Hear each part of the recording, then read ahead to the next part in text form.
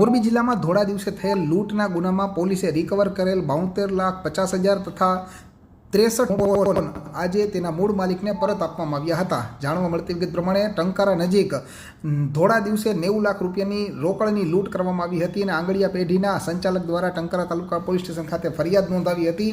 જે ગુનામાં 4 આરોપીઓને પકડવામાં આવ્યા છે અને તે તમામ જેલ હવાલે છે। જો કે લૂંટમાં ગયેલી રકમ પૈકી 72,50,000ની રોકડ કબજે કરવામાં આવી હતી અને કોર્ટના આદેશ મુજબ પોલીસ દ્વારા આંગળીયા પેઢીના સંચાલકને આ રકમ પરત આપવામાં આવે છે। તેની સાથોસાથ મોરબીના જુદા જુદા પોલીસ મથકોમાં મોબાઈલ ફોન ખોવાયા અને ચોરાયા અંગેની જે અરજદારોએ અરજી આપી હોય તેના આધારે પોલીસે તપાસ હાથ ધરી હતી અને 63 જેટલા મોબાઈલ ફોન જેની કિંમત 10 લાખ કરતાં વધારે થાય છે। આમ કુલ મળીને 82,50,000થી વધુનો મુદ્દામાલ આજે તેરા તુજકો અર્પણ કાર્યક્રમ અંતર્ગત એસપીના હસ્તે મૂળ માલિકને પરત આપવામાં આવ્યો હતો।